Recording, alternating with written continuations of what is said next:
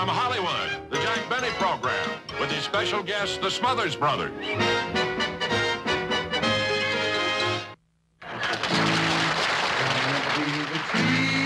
Fill the breeze with rare and magic perfume. Oh, no, it isn't the breeze. No. That's not right. I said it wasn't the trees. I know you said it wasn't the trees, but then you said, oh, no, it isn't the breeze. Well, you said it wasn't the breeze. Well, first it wasn't the breeze, it was the trees. Oh, yeah, well, if it's the trees, it can't be the breeze. And I said, oh, no, it isn't the breeze, so how, I'm awful right.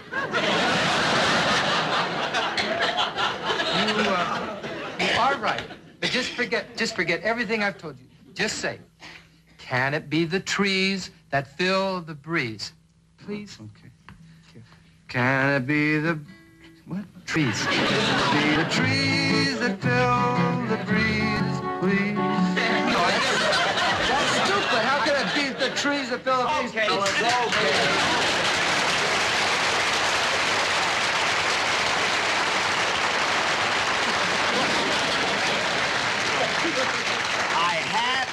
I thought I had a good enough idea, and it didn't work. So if you'll leave now, I'll introduce you later. Huh? Don't you want to try it again? No. Tried it once, well, I'll introduce you, and you'll do something later, huh? I told you didn't know.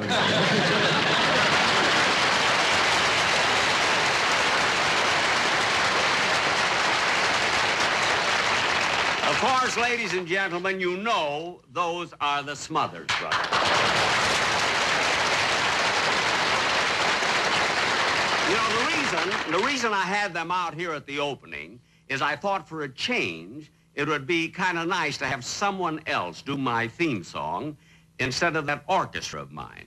See, it's not that I have anything against my musicians, but when the brass section blows through their instruments and those fumes fill the breeze, believe me, it's a rare but not magic perfume.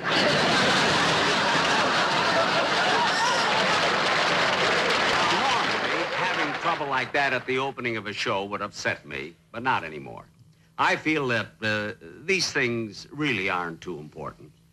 You know, I found out that the only important thing in life is your health. Yes, sir, that's the important thing. But fortunately, I don't get sick very often because I keep myself in real good condition, you know, physical condition. And the way I do that is by getting plenty of exercise. Every morning, I used to get up at 7 o'clock and turn on my TV set, see, and do all those exercises they show you on television. But after about 8 weeks, I had to stop that. You see, I found out that those exercises were for women, and my whole shape was changing.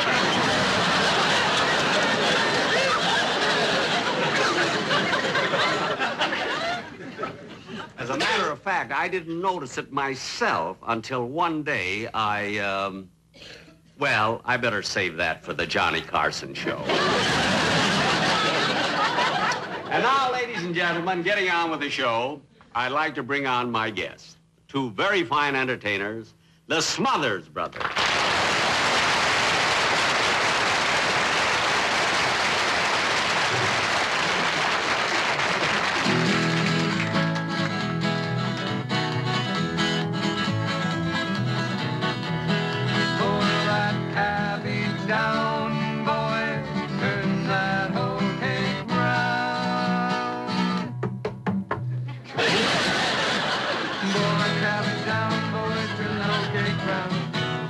Song I ever did sing is pull that cabbage down, boy, turn that old cake round. The only song I ever did sing is pull that cabbage down. Take it, Tom. No.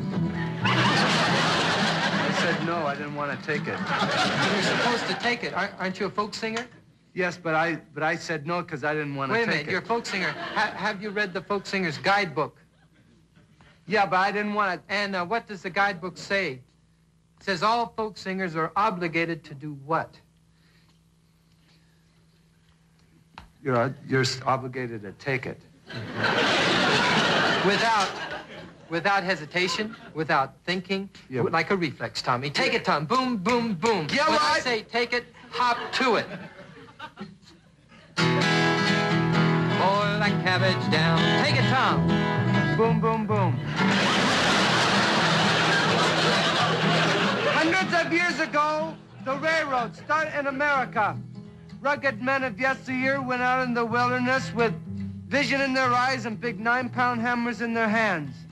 Went out in the wilderness to build the great spider web of steel rails, the transcontinental railroad to span our country as these men went out in the wilderness and toiled and inched their way across the vast bosom of America. Thought throw a little sex in the show. But this wasn't just a fun job.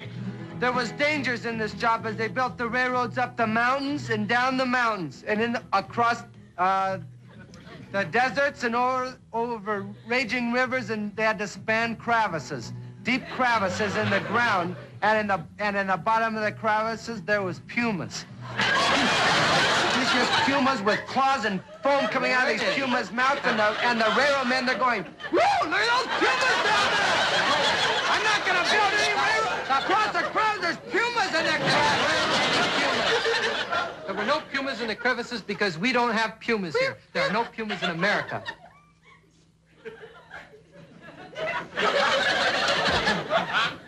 Well, maybe some came over to visit. They don't visit. Now, if you want to keep your story truthful, you get rid of the pumas right now. I'm not going down that crevice. Well, there was these vicious beasts in these deep crevices, and these railmen said, "Well, look at those vicious beasts in the crevices. They look like pumas." But they weren't. And they were sore afraid. Yet the railroads were completed.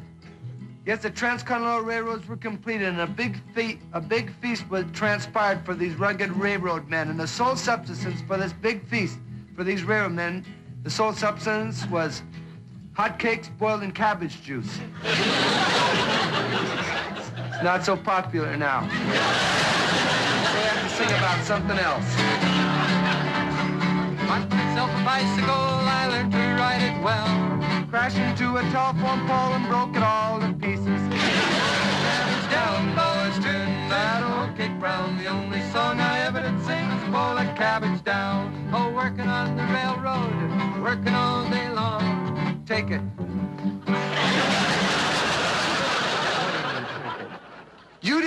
Have you ever read the Folk Singer's Manual? It says when someone says it, take it, you're supposed to take it. I said it, take it, and you didn't take it. I'm sorry. I'm very sorry. Really, I'm sorry. Well, don't get belligerent. You didn't take it. I said I'm sorry. That's all I can say. I'm sorry. That's okay then. Don't make any more mistakes. Working on the railroad, working all day long. Take it. Working. Boil the cabbage down, boil the song I ever did sing was boil that cabbage down, boy. Turn that old cake round. The only song I ever did sing was boil that cabbage down.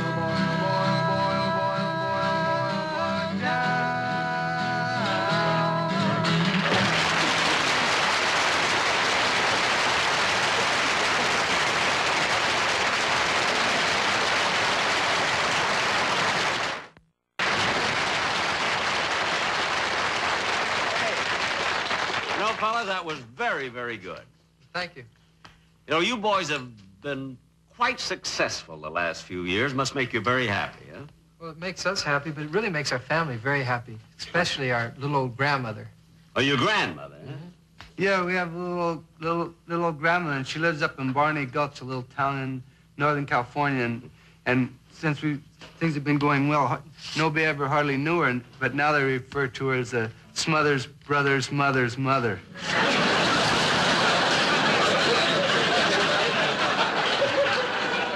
No. Yes, She has a mailbox this long. Oh, all right. Well, fellas, tell me something about yourself. Where did you go to school? Well, we went to high school down here in Redondo Beach, California, and then we both went to college. Oh, you went to college, both of you. What'd you study? Well, I was studying business administration, and Tommy was studying medicine.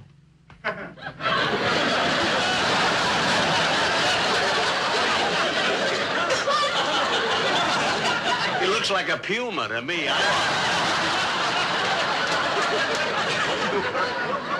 Tommy, you were studying medicine? Yeah, I was going to be a brain surgeon. A brain surgeon? Yeah, I couldn't be a puma. There's no puma.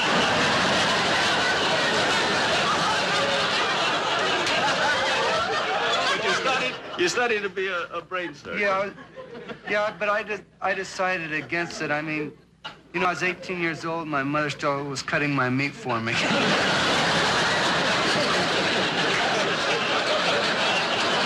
I can see where that might lessen your confidence. I was pretty good with a fork, but a knife, I was lousy. Well, tell me, how did you kids happen to get into show business? You know, we were watching television, a program, and there was this guy that came out, and he didn't do anything. He just kind of stood around, and he stared at the audience. Tommy. He did, too. He just went out, and he stood out there, and he kind of stared at the audience. He didn't do anything. Well, the way I figured, if he could go out there and stand around and do nothing, I figured we could maybe do something.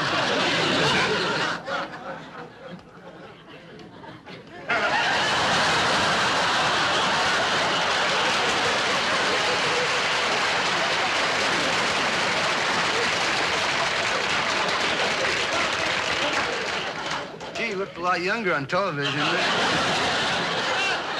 He doesn't know what we're talking about. I do, too. And that was years ago. Anyway, I'm glad I was responsible for you going into show business. Now, I know you're going to do another number, so what's it going to be? How's he know we're going to do another number? When he pays, he knows. Yeah, well, you better pay us plenty, because brain surgeons don't work cheap. I know. Just do your number.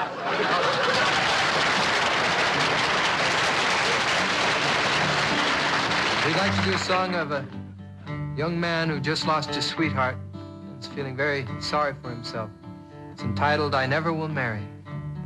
Some say that love is a gentle thing, but it only has caused me pain.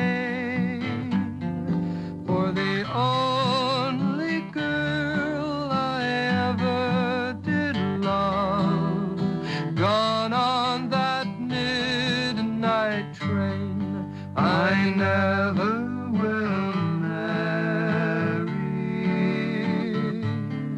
I'll take me no wife. I expect to live single of my life.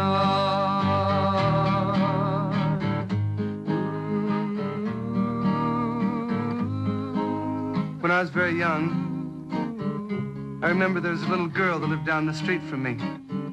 And we always used to say that when we grew up, we'd be married. And it was sort of a childish thing and a puppy love. Yet as the years went by, this puppy love grew into something very dear and very precious to me.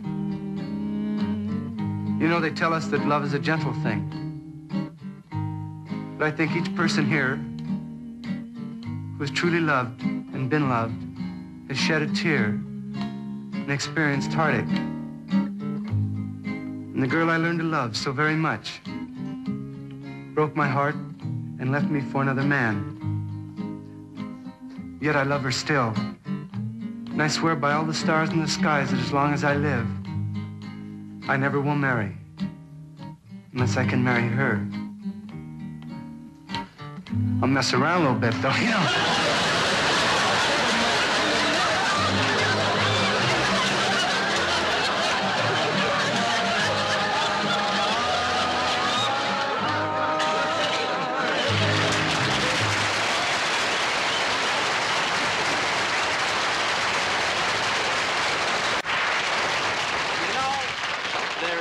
something about those boys that's very familiar.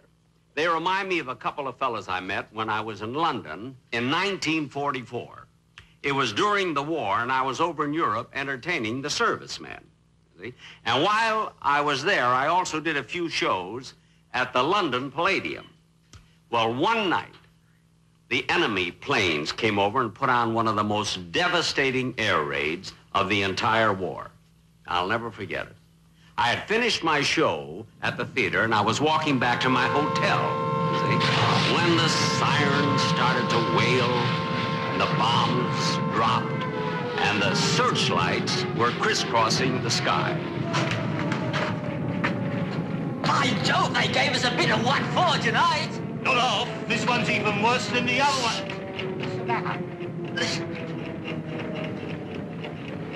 Do you hear something? Cool another duck. Sounds like we've got a real live bomber out here. Blimey, that's a big one. I ought to go and get the bomb defusing squad. Oh, there's a bloke under here. I better hurry. Hold on.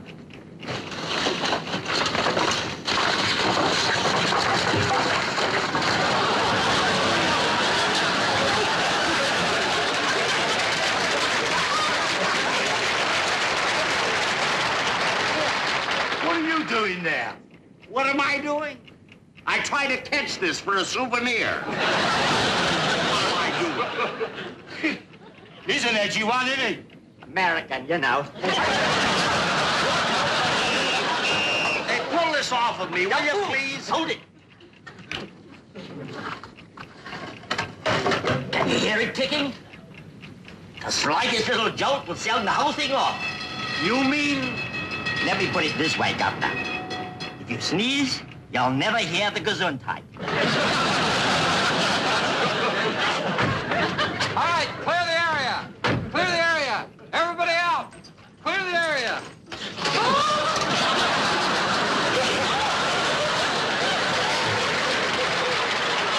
Hey, clear the area. He said, everybody, clear the area. For heaven's sake, can't you see I'm trapped under here? For heaven's sakes, can't you see he's trapped under there? Let's get started. Take this thing off. Tommy, go ahead and get started. Not until he closes his eyes. Why should I close my eyes? I don't like anybody looking over my shoulder while I'm working. If I make a little mistake, you'll go blabbing it around to everybody. If you make a mistake, I won't tell anybody, believe me. Not even the guy who picks up my lips. Okay, in that case, you can watch. Well, thank you. Now, first, we've got to locate the exact area of the mechanism. First, we've got to locate the exact area of the mechanism. Yeah, I heard him. All right, Tommy, you get looking on that end. I'll look on this end. It's getting louder.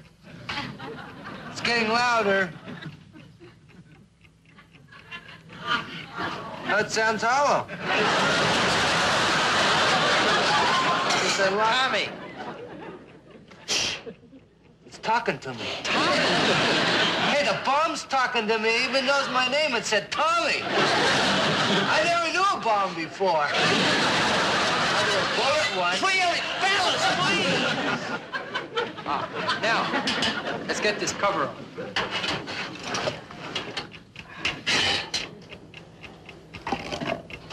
Look at this clock. What a beautiful mechanism. That's an XK-41. That's a Swiss movement. No, the XK-41 happens to be a German movement.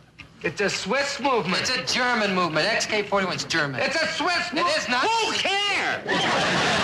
Stop talking and work. It's always the fellas who are just lying around there that keep rushing. Well, why wouldn't I rush you? I don't even think you fellas know what you're doing. Will you too? I just defused the bomb just a little while ago, right over there.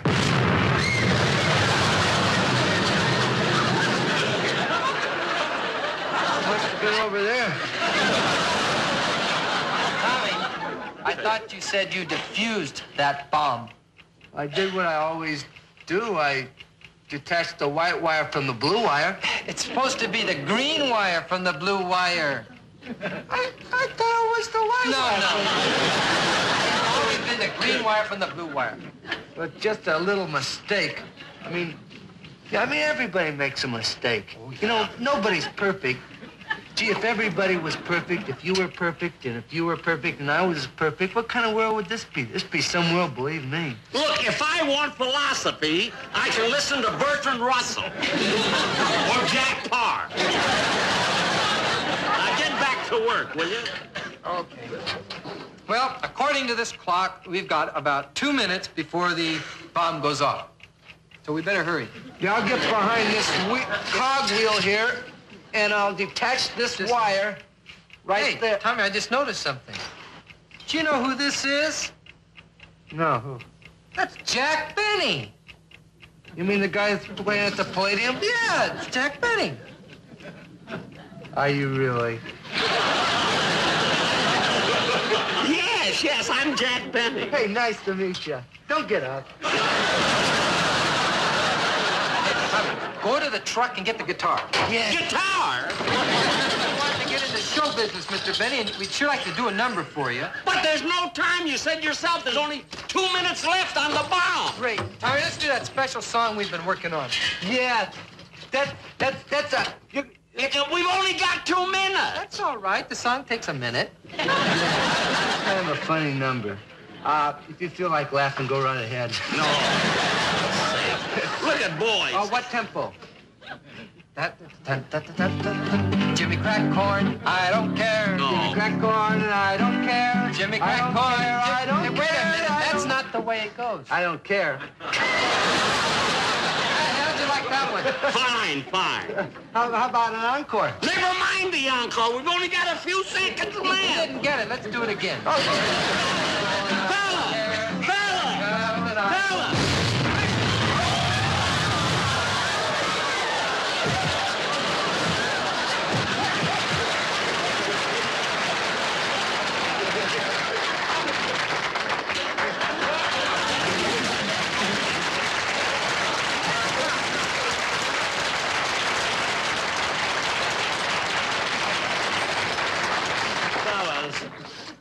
Fellas, I'm sorry. If I told my producer once, I told him 1,000 times. When we do a sketch, don't use a real bomb.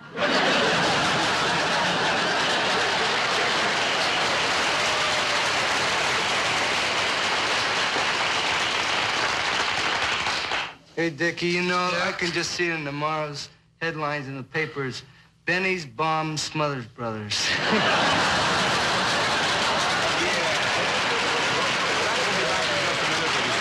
The Smothers Brothers.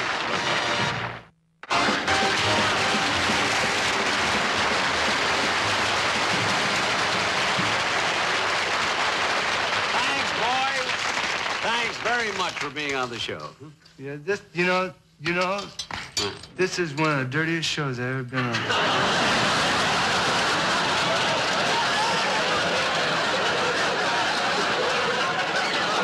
Ladies and gentlemen, well, that's the show. Good night, folks, and I'll be seeing you soon.